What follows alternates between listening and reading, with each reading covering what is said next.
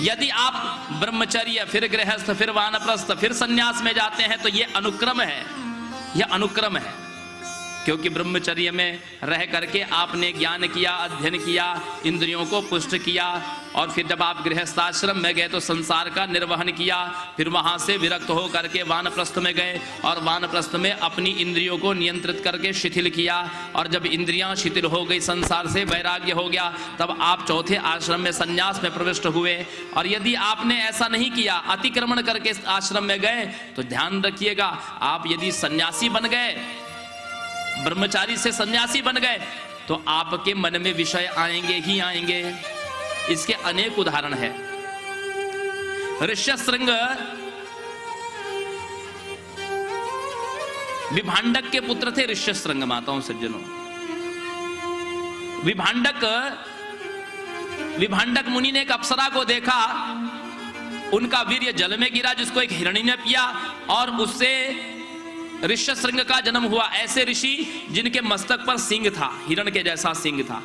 तो विभांडक ने अपने उस पुत्र को, ऋष्यशृंग को, कभी स्त्री का दर्शन नहीं कराया, कभी किसी स्त्री का दर्शन नहीं कराया।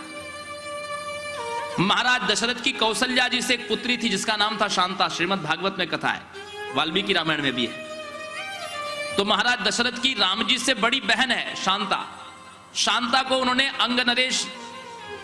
अंग देश के राजा रोमपाद को अपनी उस पुत्री को दिया था महाराज दशरथ ने।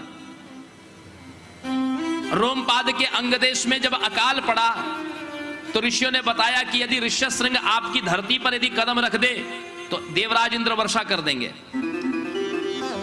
उन्होंने ऋषियों ने कहा कि नहीं, हमको विभांडक का डर है। विभांडक मुनि बहुत क्रोधी स्वभाव के हैं, यदि हम उनके पुत्र को लेने जाएंगे तो वो हमको श्राप दे सकते हैं। उन्होंने आज तक कभी स्त्री का दर्शन ही नहीं कराया अपने बेटे को। स्त्रियां कैसी होती पता ही नहीं। क्या किया जाए? तो बोले इस काम के लिए आप पिंगलाओं को लगाओ, वेश्याओं को। तो कुशल वेश्याओं को महाराज रोमपाद ने विभांडक के आश्रम में भेजा। जिस समय विभांडक वन में गए हुए थे, उस समय उस वन के ही आश्रम में जब पहुंची तो ऋष्यशृंग ने उन वेश्याओं को, जिनके शरीर उन्होंने बालों का जूड़ा बनाया हुआ था वेश्याओं ने, और उनको भी ऋष्यशृंग ने ऋषि ही समझा। और उनके हाव भाव से, उनके स्पर्श से ऋष्यशृंग को आनंद आने लगा, और ऋष्यशृंग उनके साथ पीछे पीछे चले आए। महाराज रोमपाद की धरती पर जैसे ही कदम रखा, इंद्र ने वर्षा कर दी। अब ऋष्यशृंग क्या करे? ऋष्यशृंग ने तो स्त्रियों को देखा ही नहीं था। अब उन्होंने, महाराज रोमपाद ने भय के कारण कही विभांडक मुझे श्राप न दे दे।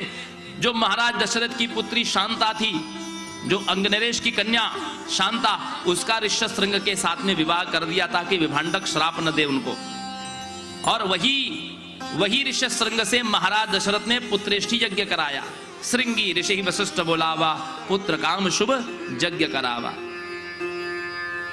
कथा का अभिप्राय सज्जनों माताओं यह है कि इन्होंने गृहस्थाश्रम का दर्शन ही नहीं किया था, इसलिए विषयों में पड़े।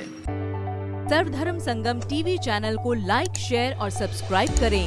साथ ही बेल आइकन को प्रेस करना ना भूलें।